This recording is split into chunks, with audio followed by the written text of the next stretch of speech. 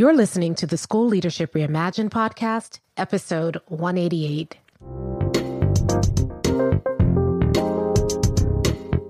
How do builders like us make a dramatic difference in the lives of our students in spite of all the obstacles we face? How do you keep your vision for your school from being held hostage by resistant teachers, uncooperative parents, ridiculous district policies, or a lack of time, money, or resources? If you're facing those challenges right now, here's where you'll find the answers, strategies, and actionable tips you need to overcome any obstacle you face. You don't have to wait to make a difference in the lives of the people you serve. You can turn your school into a success story right now with the people and resources you already have. Let's get started.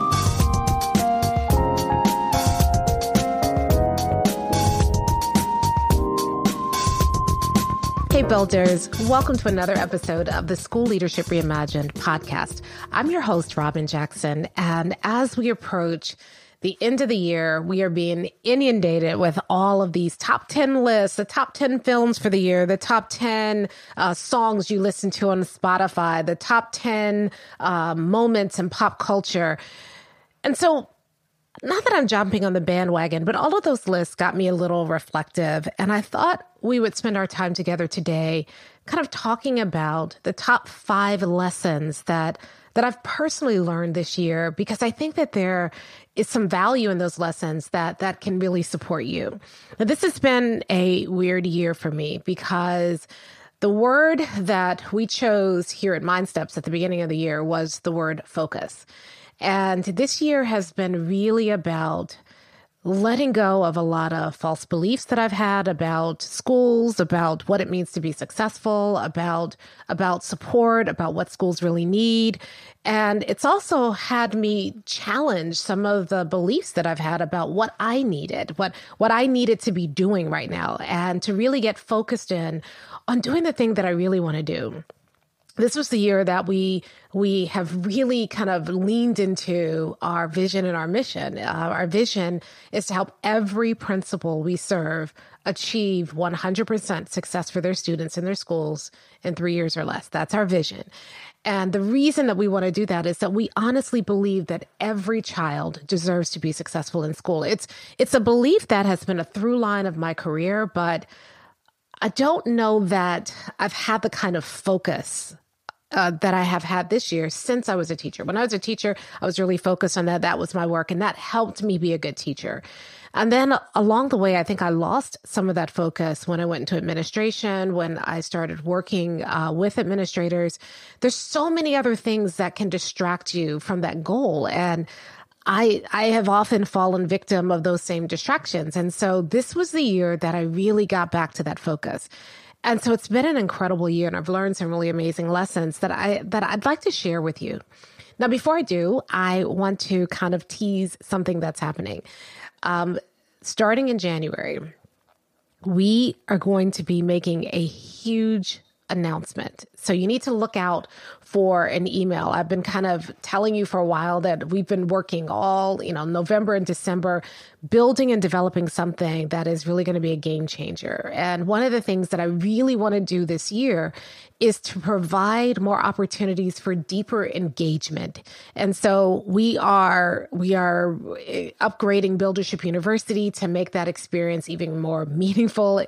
I got to tell you, I'm so proud of Buildership University, about the work that the builders are doing inside, about the program itself.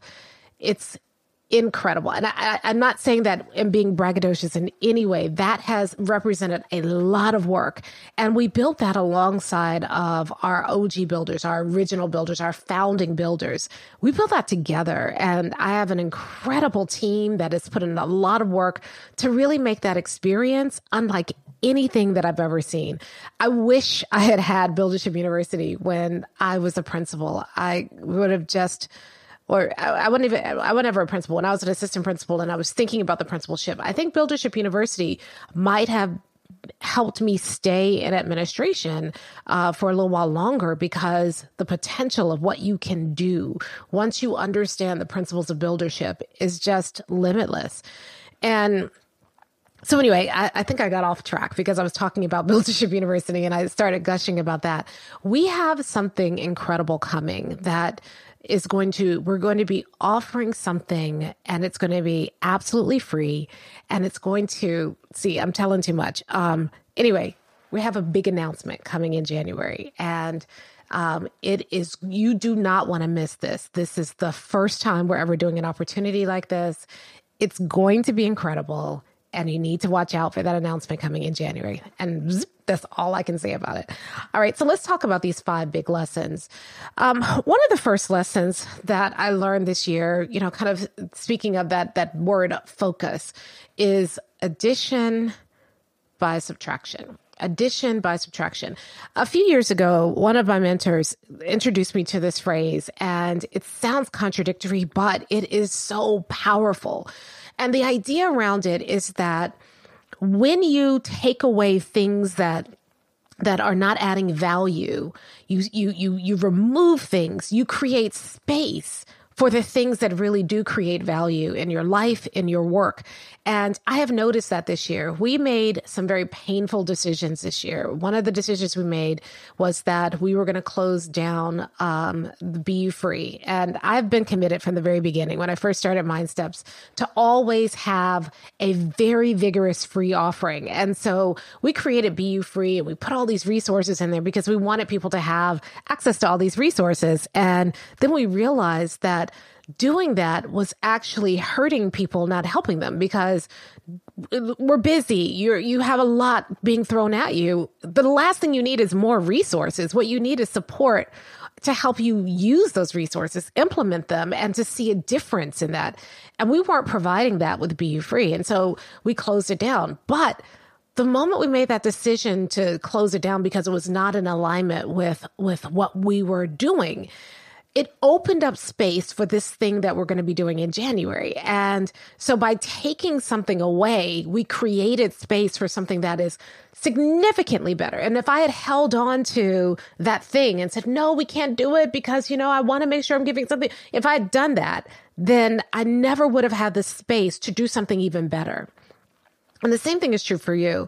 There are things, I guarantee it, there are things that you are doing in your school right now, in the day-to-day work, your personal work, that you really should not be doing. It's not adding any value. You're doing it out of habit. You're doing it because it's what's always been done.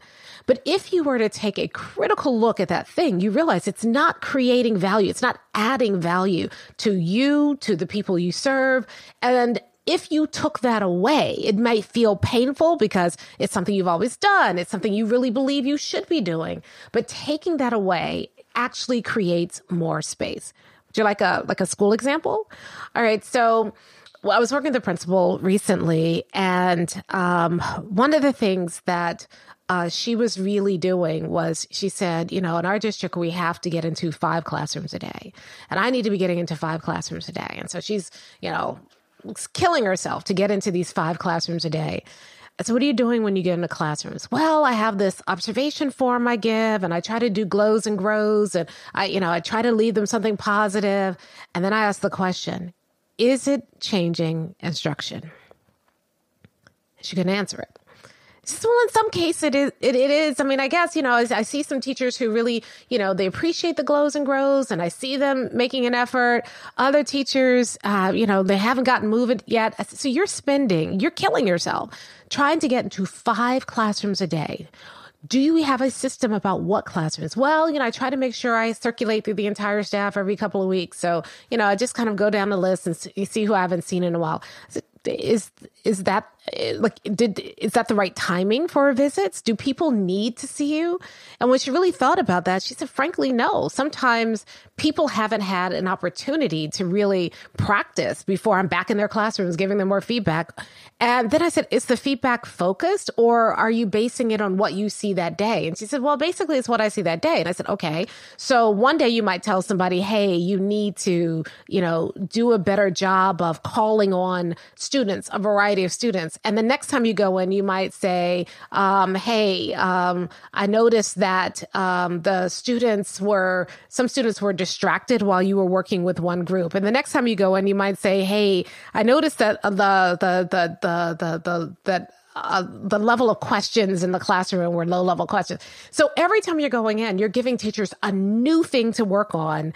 And you're getting in there every couple of weeks. And so every couple of weeks, every time you show up, you represent more work for me. I haven't had time to really get good at the other thing. Or you're not even giving me feedback on the other thing that you told me to work on last time. You're just showing up and piling on. Is that moving instruction in your school? And she said, no. I said, so why don't you let go of 5 classrooms a day? But I have to get into classrooms. Yeah, you do need to get into classrooms. But you don't have to get into 5 a day. There's nothing magic about the number 5. And you don't have to get to your whole staff every 2 weeks. There's nothing magic about that. Well, they need to see me. I need to be visible. Oh, I mean, why? Why do they need to see you? What is being visible doing? Well, they need to know I'm involved. Is that the only way? And so we started really challenging the assumptions that she had. And we realized that 5 classrooms a day was something that she had been told was good leadership, but it wasn't impacting instruction. And once she let go of this idea that I have to be in 5 classrooms a day, I have to be visible, I have to get through my entire staff every 2 weeks, it created space for much more strategic looking at our staff. We sat down, we did the teacher dashboard, and we went through and we identified what teachers need, what support. And then we found ways to give the teachers the feedback and support they needed on a schedule that actually worked for those teachers. And instead of randomly dropping by classrooms, every time she walked into the classroom, she walked in with a sense of purpose. It was intentional. And the visits yielded way more growth in the teachers, and the teachers were way more receptive when she came in. They were excited about her coming in because instead of giving them random advice, she was following up and seeing how they were doing. Instead of giving them just a random list of glows and grows, she really honed in on the thing they needed to do the most in order for them to see the biggest progress in their work with students. And so by letting go of this idea that I have to get into 5 classrooms a day, she was able to create the space for much more strategic and intentional classroom visits that had her in classrooms some days and not in classrooms other days, sitting down and working with teachers, created space for her to really impact the instruction in her school. So what I'd love to challenge you to do today is think critically about what you are doing, what is happening in your school, and then ask yourself the question, is this really adding value? And if not, be brave enough, courageous enough to let it go. Because when you take that out of the equation, you create space for something better. Addition by subtraction. All right. Lesson number 2 is you need a mentor. Now, you've heard me talk about mentors over the years, and I've been so blessed. I have had some incredible mentors. And the thing about having mentors, and by the way, I've paid for mentors. I've had a few that are free, but for the most part, throughout my career, I have paid for mentors. And let me tell you why that's important. So first of all, sometimes you don't even get access to certain mentors unless you pay to be a part of their program or pay to study with them. But there's something about the act of paying for a mentor that puts skin in the game. It really helps me think carefully because, paying for, I paid thousands of dollars per year to work with a particular mentor. And so I might feel lazy, but then I start thinking about how much money I'm paying. And all of a sudden I'm like, you know what? I better do some work because I'm paying for this. So there's something about doing that creates it creates a sense of commitment and accountability that often isn't the case when you're just kind of hanging out with mentors. So throughout my career, I've had mentors. And when I first started thinking about going into administration, one of the first mentors I had wasn't even somebody in administration. He was outside of administration. He was a businessman that was doing some volunteer work in the school. And I met him at a conference. He had some really good insights. And so I asked him, could I buy him breakfast one day or lunch, take him to lunch. And he said, sure. And I took him to lunch and asked all kinds of questions, and he gave me insight. And because I invested in him, buying him lunch, he began to invest in me and pour into me. And then we started meeting once a month, and I would buy him breakfast. He liked IHOP. I'd take him to IHOP. I'd buy him breakfast. We'd talk. And then that opened up access to his genius that helped me look at school administration differently and ultimately helped me when I decided to start Mind Steps. From there, I had other mentors. I remember there was a parent at the school that I worked with who was a venture capitalist and was brilliant. And again, I would take her to lunch. She would give me advice and insight. She became one of our first members of our advisory council when we started Mind Steps. And from then on out, I began to pay more and more and more to have access to mentors. Now, here's the thing. Not everybody should be your mentor. You have to be careful, right? And I think that paying for a mentor helps you be more strategic. Like, you're not just randomly listening to people's advice. You are being very intentional about finding that advice. But so the first thing you have to think about is, what do I want to do? You got to get very clear about that. What is it that I want to do in my career, in my life? What is it I really want to accomplish? And then you find someone who's already accomplished something that you would like to accomplish. And then you go and study with them. You go invest in their courses, or you buy a VIP day, or you buy their book, whatever. You go study with that person. And here's why. When you have a mentor, because they've already been where you're going, they shorten your learning curve, right? So I've heard somebody say you can get 10 years in 10 minutes, right? So somebody who spent 10 years of their lives figuring it out, they can sit down and explain to you what you need to do in 10 minutes, so you don't have to spend the next 10 years figuring it out on your own. And so I'm a big proponent of mentors. Now, I've been very blessed to have some incredible mentors in my life. I mean, I would not be the person I am today, or be in the place where I am today, were it not for mentors. This year alone, I've invested in 2 really incredible mentors, and those mentors have helped me think through what we now have as Buildership University, and they've helped me make it an incredible program. And it would have taken me years to figure this out on my own. And the mentors helped me do it in a matter of weeks or months. So I'm just doubling down on mentors. Now, a couple of caveats about mentors. The first one is that I don't believe you should be listening to more than one mentor at a time. So for me, I think about, what is it that I need to do next? I find a mentor to help me make that next step. And then once they've helped me accomplish what I need to accomplish, I thank them, I honor them, and then I figure out what is my next step. And if that mentor can't help me get there, then I go find the next mentor. So you want to be very intentional and strategic about the mentors you bring on board. The second thing is, you have to do what they tell you, right? So a lot of people, they go get a mentor, they go ask for advice, the mentor gives them advice, and then they're like, oh, okay, that's something to think about, thank you. And they just go around collecting advice, and they never implement anything. If you have a mentor and you've invested in a mentor, you need to do what they say. That's the whole point. That's why you're there. This is not about collecting advice and then kind of thinking it through. You need to think, okay, if I want to get someplace, and this person's already been there and they figured some things out, and I've invested in them, maybe I ought to listen to them, and maybe I ought to do what they tell me to do. So you got to listen to your mentor. Now, here, I want to say this, and I want to be careful about saying this about mentors, because oftentimes I get approached to someone wants a mentor.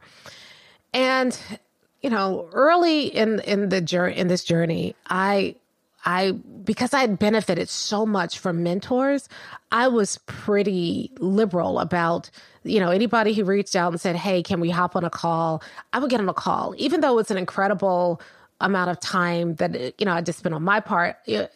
I wanted to invest in other people the way people had invested in me. But here's why I stopped doing that. Every single time that somebody got me on a call and asked me questions and asked for advice and I gave it to them, they never implemented it. I don't know why that is. I really don't understand it. They never implemented it. I remember one person, she was like, I really want to do what you do. And can I get on a call? And I got on a call with her. And then I said, you need to do X, Y, and Z. This is how, this sounds like your next step. She's calling for my advice. I give the advice. She doesn't implement it. A year later, she reaches out again and she says, hey, I really want to do this work. And I said, well, I'm having an event. Why don't you come to that event? And she comes to the event, pays for the event. And then the first day she shows up 2 hours late. And the next day she comes, she's late again. And throughout the day, she's kind of distracted and doing other stuff on her laptop instead of paying attention. And then after the event, she said, all right, can you help me do X, Y, and Z? And I said, no, because what you needed to learn was at the event and you didn't take the event seriously. So why would I invest my time in you when you are not invested in this work and invested in doing what I'm telling you to do? And I want to be careful because I'm not arrogant enough to think I'm the be all and end all. But I think that a lot of people want mentorship without putting skin in the game themselves. They want other people to invest their time, their knowledge in them, but they don't want to invest in the other person. And so I remember I used to have a lot of guilt around, saying, well, no, I'm not going to get on a call. If somebody randomly reaches out to me and says, hey, I want to get on a call. I don't know you, you haven't made any investment in the process. And you're asking me to make a huge investment in you without having done something ahead of time. Again, I got to be careful because I don't want to sound arrogant or obnoxious or like, I'm the be all and end all. That's not what I'm saying. But I have learned over the years that when people are not ready to make an initial investment, then usually they're asking me to make an investment and it's not reciprocated. And that's not right. Every single time that I've had a mentor, if I've initiated, I have offered something. Okay. So if they have a program, I go to their program. If they offer me something for free, I remember when I first met one of my best mentors, I met him at a conference. And the first thing I did was I went up to him and I told him, listen, I went to a workshop that you gave years ago. These are the things that I implemented. Here are the results that I got from implementing what you taught me. And I just want you to know that you made a huge difference in my career as a teacher. Now I've made an investment. It's a small investment, but it told him that I listened to him and I implemented what he said before he ever did any, before I ever asked him for anything. And I didn't ask him for anything. I was just telling him how big of an impact he had on my career. And he said, you know what? I'm doing this thing. It's next week. It's 2 days. It's a workshop. Normally people are paying $10,000 to come to this workshop. If you want to come as my guest, you're welcome to do it. It was kind of a throwaway thing. It was next week. I had other stuff to do. I cleared my calendar. I got in my car. I drove like 3 hours to where the workshop was. I booked a hotel. I stayed in a hotel. I showed up for the workshop. And just showing up and being there, actively participating, learning, thanking him and being grateful, said, you know what? He said, she's serious. And then he began to invest in me and I began to invest in him. Whatever he told me to do, I did. Whatever he told me to focus on, I tried to focus on.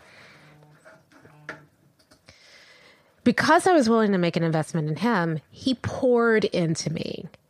And that has happened time and time again. The people that I have looked to for mentorship, it started out with me making the first investment. And so if you were thinking about a mentor, if there's something that you want to do, I strongly encourage you to get it. I've benefited so much from mentorship. I always have a mentor that I'm working with. In fact, when we designed Buildership University, we designed it to be a mentorship, not a course, not a membership site. It's a mentorship because I believe in mentorship. If you want to get somewhere, I would encourage you to find a mentor. And one of the things that I have learned again this year is the right mentor makes all the difference. You want to find somebody who has gotten where you want to be, and then you want to go invest in that person and then do what they tell you to do. And I promise you that if you do that, you'll get where you want to go. And so you just have to find the right mentor. You have to make sure you're choosing someone who's actually been there and done that first. And then when you do that, you will have incredible results. I am a strong proponent of mentors. The 2 mentors that I worked with this year, I cannot say enough about what they've been able to do. We have done so much this year and accomplished so much this year that I would not have been able to accomplish as quickly. Now, here's the thing about having a mentor. You might get there on your own, but it might take you years. Whereas if you had a mentor, you get there faster because they've already figured it out. They've already done the work. That's the power of a mentor. You need a mentor. Get a mentor. Okay, number 2. That was number 2. Okay, now number 3. One of the things that I've learned this year is that it's not personal. I don't know what's happened this year. People have just gotten nastier online. I mean, I know that's happening out in the world, but I've seen it happen a lot in education. I mean, I have been watching the way that educators are talking to each other this year, and it really bothers me. I'm in several Facebook groups, and I watch the way that principals talk to other principals. I watch the way that teachers talk to each other. I've seen comments on some of my posts from educators. And I think, you know what? If a parent talked to you that way, you would be upset. If a teacher talked to you that way, you'd be upset. So why are you talking to somebody else that way? And I've always felt like educators were more civil than other people. I don't know if that's a bias that I have because I love educators so much, but I just felt like we were bigger than that. We were the last line between, civil discourse and chaos. That what we teach students how to talk to each other. We teach students how to treat each other. So why is it that we're treating each other so terribly? And I don't know that I have answers to that, but I do know that this year, more than any other year, I've had a lot of trolls online. I've had a lot of people send me nasty emails. I've had a lot of people, I'm saying a lot. It's not a lot, but it's just more than normal. And there was a point where I took a lot of those things personally. They hurt. And I've done podcasts on it about how to get through it. But here's what I'm learning now. You're not going to be everybody's flavor. And you got to accept that. And so instead of, I'll say this. What's weird about that is that I will take those negative comments from people who don't even know me personally.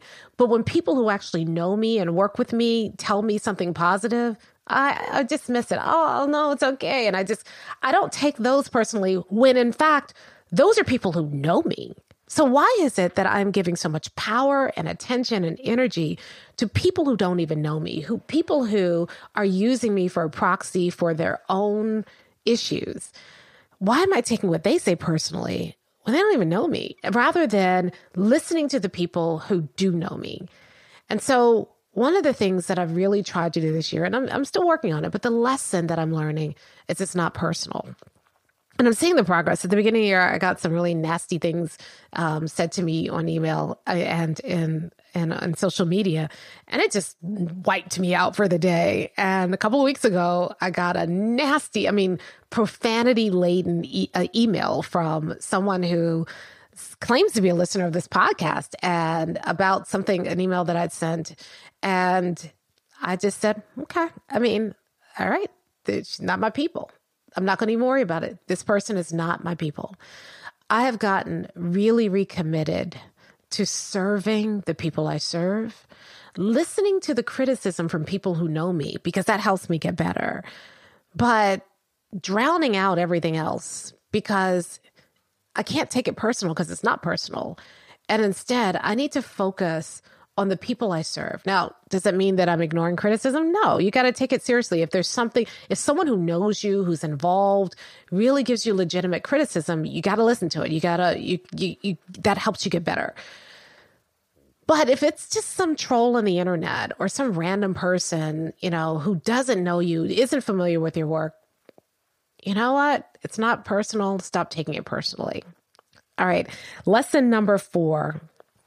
You got to question your assumptions. One of the things I did at the beginning of this year that I'd never done before is, my team, we get together and we do our yearly planning. And we use the process that we actually teach in Buildership University about how to go through this yearly planning process. And one of the things that I did to prepare for that is I started saying, what are the assumptions that we are using to base our decisions on? And I wrote down all of the things that I was treating like fact. And I said, what if these are not facts? What if these are assumptions? And then I took those assumptions and I questioned every single assumption. Can I tell you how liberating that was? We just did a quarterly planning retreat inside of, not a retreat, but a quarterly planning sprint inside of Buildership University. We do it every quarter where people come together. We spend 2 days, an hour a day for 2 days, and we take a look at the last quarter in our schools. And then we learn from the last quarter and use that to kind of figure out what is our focus going to be the next quarter. So it's 2 days. And one of the things we do is we started listing, okay, these are all the obstacles that are in our way from getting us where we need to be. And instead of treating those obstacles like facts, we treated them like assumptions. So here's an obstacle. Our students just don't care anymore, right? And then we said, what if that weren't a fact? What if that were just an assumption we were making about why students aren't doing their work? And so we said, okay, what would it take for students to show that they care? What does caring about the work look like? What kind of work would create that kind of response in students?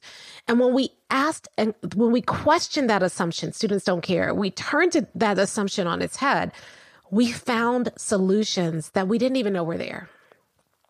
And we also found mindset blocks that were getting in the way of our ability to do the work.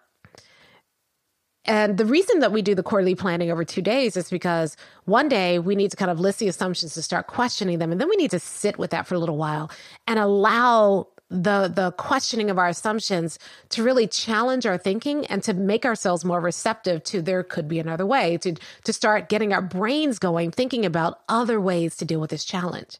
And when we come back the next day, we start to realize, that thing I thought was such a big obstacle yesterday? Not a big deal. We can solve it. That thing that I thought was true yesterday, now I'm seeing that may not be true, or there may be a way to take that thing that is true and change it for the better for our schools. So one of the most powerful things that I've done this year is I try to regularly question my assumptions. When I'm feeling stressed, when I'm feeling overwhelmed, I sit down and I start listing all the reasons that I'm feeling stressed or overwhelmed. And then I start questioning it. So I've got too much on my plate and not enough time. Okay. So the first thing I ask is everything on my plate necessary? And then I say, how much time would it actually take to do all of this? And is that time available? Are these deadlines fixed or are they just self-imposed?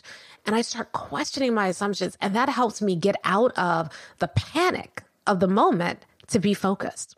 Now, I'm thinking about for you, not only should you be questioning your assumptions on a regular basis, but when you have teachers who are stressed out, sitting down with them and very gently and lovingly asking them to think about all the things that they're complaining about, rather than trying to talk them out of how they feel. Why not sit down and say, okay, so tell me what are some of the things that are bothering you? I don't have enough time. The kids don't care. I'm overwhelmed. Okay, let's take them one by one. And would you be open to just kind of exploring those a little bit so we can find some solutions? Would you be open to trying something that's been working for me to help me stop feeling so overwhelmed and help me find solutions? And then taking teachers through the process of questioning their assumptions.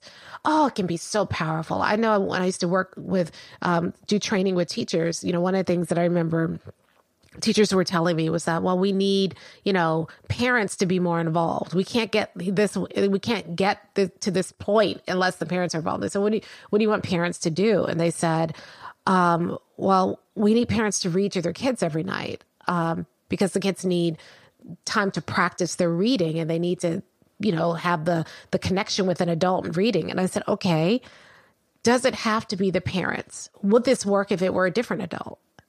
Well, yeah, sure. Okay. Would this work if that adult wasn't present in the home? In other words, could it work if the students were interacting with the adult via technology another way? maybe. And so that the school started doing is every evening, the principal or another teacher, they gave the kids all the same book. And every evening, the students would dial in for story hour, get a story before bed.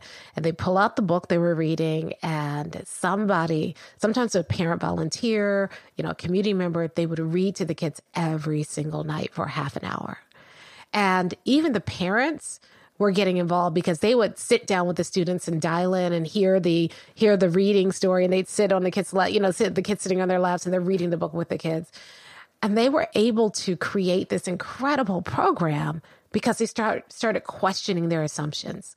So one of the most powerful things I think you can do, because it's made such a difference for me, is to regularly question the assumptions. Every time you feel blocked, every time you feel overwhelmed, sit down and list all the things that are in the way, all the things that are overwhelming you. And one by one, begin to question them. Because when you do that, you find solutions you never considered. And you walk away from that feeling more in control of your world because you've gone through and you realize that a lot of things that you feel are fixed really aren't fixed. A lot of things that you feel are in the way really aren't in the way. And you feel free, you feel better. And so question your assumptions.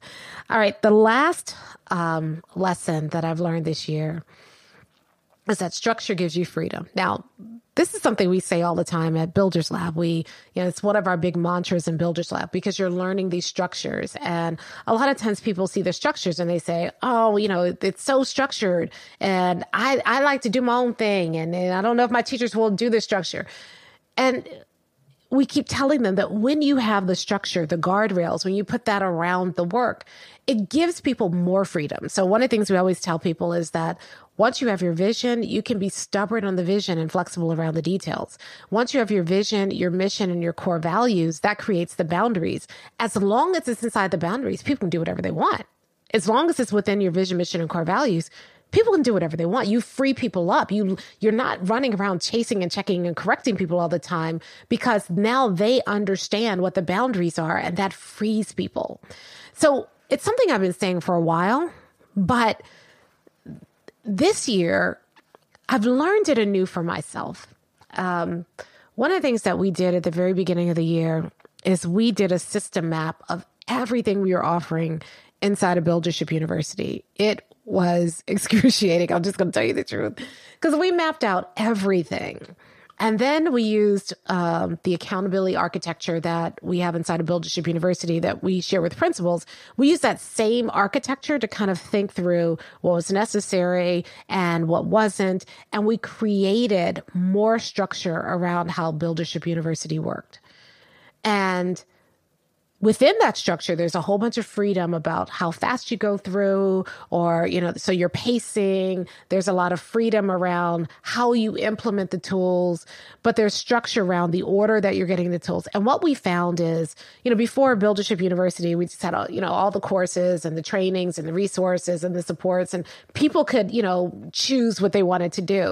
And what we found is that with that was the case, people felt overwhelmed. People felt like it was too much. The moment that we created a structure to Buildership University, all of a sudden Buildership felt doable. And we put the structures in place, and people felt more freedom to actually implement what they were learning and to make steady and consistent progress through the program and see bigger results. We did the same thing inside of our company. We did that system map to kind of look at everything we were doing as a company. And then we put protocols around that work, guidelines. Now, we didn't script everything out. I feel like you have to trust the professionals in the room, right? So we didn't script everything out, but we created structures around how stuff got done. The moment that we did that, my team felt so empowered to do the work because they finally understood it. They felt so empowered to get things done because they had a structure they could rely on. They took off. I saw more growth in my team this year than I've seen in any other year since we've been in business. They really were able to take on more and more work. And as a result of spending the time putting the structures in place, I felt like I had to manage less, and I didn't micromanage.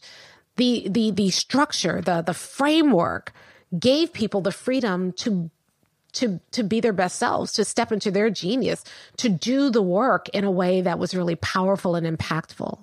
And I've seen the same thing in schools too. A lot of times when you're the principal of the school, you are the bottleneck because every decision has to be filtered through you. Right. But once you have a vision and mission and core values, you give people structure and the freedom to be able to make decisions and not feel like they have to run those decisions by you because, you've taught them how to filter their decisions through your vision, mission, and core values. And what happens is the more you align the work to your vision, mission, and core values, the more you can let go of the work and trust your staff, right? The more that they understand the vision, mission, and core values and how it works at your school, the more you can trust the day-to-day decisions they make and not feel like you have to always run around chasing, checking, and correcting them. The structure gives the freedom.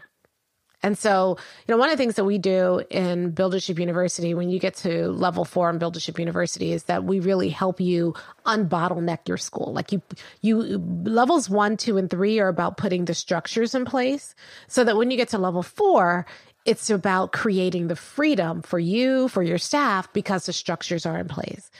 And so I think that's a lesson that, even though I've been saying it for years and it's a mantra and I've been telling people about it, I really saw the value and the benefit of it this year. I really saw how creating those structures, putting those systems in place, creates so much more freedom that you really free people up to do their jobs and remember, everybody who works for you is a professional. Right? But we don't treat them like professionals. We micromanage them. We try to teacher-proof teaching, do it this way, have the first 5 minutes this, use this lesson planning format. These are people who went to school. These are people who have master's degrees in many cases. And we're treating them like they're 3. No. When you have the right structures in place, you allow people to step into their genius, to develop their own teaching style, knowing that you can trust what they're doing in the classroom because the structures are there.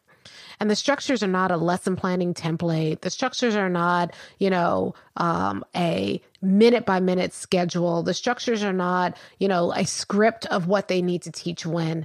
That's not structure. That is micromanagement. Real structure is about having the vision, mission, and core values in place, having your alignment architecture set up. Something we teach you in Buildership University how to do, like you create this alignment architecture so that all the work is aligned, putting a feedback, support, accountability, and culture system in place so people know what is the right work, how to do the right work, and then you empower them to do the right work the right way, even when you're not looking. And then putting a decision-making system in place so that people make good decisions and they don't have to run the decisions by you. You put those things in place, then you've empowered your team and they start bringing ideas to you. They start handling problems that never get to you. And it creates freedom for your staff and it creates freedom for you. Structure gives you freedom. I'm learning it over and over again. I'm so proud of my team and the way that they've taken off, and they always had it in them. But I wasn't clear around our structures. I was micromanaging because I didn't have structures in place, taking the time. And it's tedious. It's not my zone of genius. I'll be honest. I like big ideas, big picture. The little nitty gritty stuff was driving me nuts. But taking the couple of weeks it took to kind of go and do that and then sitting down with my team and figuring that out saves so much time. I've got so much more freedom to do the things that only I can do. And so I would encourage you that if you are feeling pinched, if you're feeling like you have to make every decision, everything has to come through you, you're working really hard and you feel like the bottleneck of your school, well, you probably are, but structure gives you freedom. And creating the right structures can create a whole bunch of freedom for you and your staff. So to recap, the big 5 lessons, my top 5 lessons of the year are: number 1, addition by subtraction. When you take away things that are not working, you create space for things that will work. Number 2, get a mentor. I have, throughout my career, benefited from having a mentor, but this year I saw it over and over again because a mentor shortens your learning curve. It gets you where you want to go faster. You are likely to have gotten there on your own. And so you can figure it out on your own. As educators, we're big DIY people, but when you have a mentor, you get where you want to be faster so you can have the impact you want to have more quickly. So sure, you can do it on your own. Shorten your learning curve, get a mentor who's been there and who's done that, and then honor your mentor. Invest in your mentor, whether it's pancakes or whether it's the investment in their program or buying their book. Do the work the mentor tells you to do so you can get the results the mentor can help you get. Number 3, it's not personal. You're not going to be everybody's flavor. Accept that. Serve the people you were called to serve. Listen to them. Take the criticism from them, but ignore the stuff from the people on the sidelines. Number 4, question your assumptions. Stop accepting everything you feel and see as true. Question everything, because when you do, you find solutions that are not obvious, but are there and that could really solve your problems. And then number 5, structure gives you freedom. Creating the right frameworks, putting in the right systems frees up your team and frees up you to really step into your zones of genius and be great. All right. I hope these have been helpful to you. I'm going to take a couple of days off as we enter into the new year and welcome the new year. I usually spend this time really thinking about what do I want the year to be like? What do I want to accomplish this year? Who do I want to become this year? And so I'm going to take a few days off to do that. I hope you will do the same.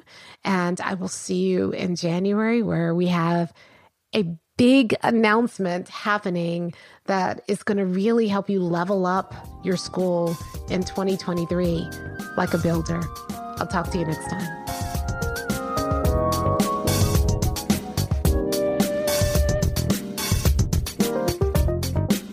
Hey, if you're ready to get started being a builder right away, then I want to invite you to join us at Buildership University. It's our exclusive online community for builders just like you, where you'll be able to get the exact training that you need to turn your school into a success story right now with the people and resources you already have. Inside, you'll find our best online courses, live trainings with me, tons of resources, templates, and exemplars, and monthly live office hours with me, where you can ask me anything and get my help on whatever challenge you're facing right now. If you're tired of hitting obstacle after obstacle and you're sick of tiny little incremental gains each year, if you're ready to make a dramatic difference in your school right now, then you need to join Buildership University. Just go to buildershipuniversity.com and get started writing your school success story today.